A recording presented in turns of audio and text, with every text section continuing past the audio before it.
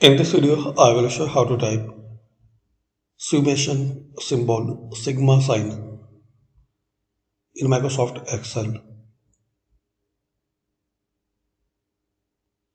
So firstly, insert then symbol and here type this code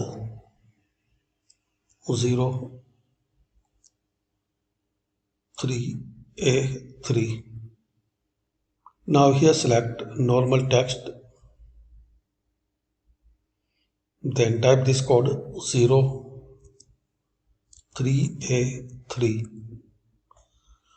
So you can redirect with this sigma symbol, press enter, insert.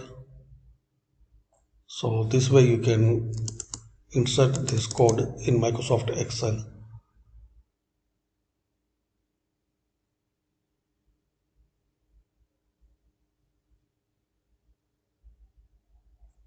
Normal text and in character code type this code 03A3 and insert.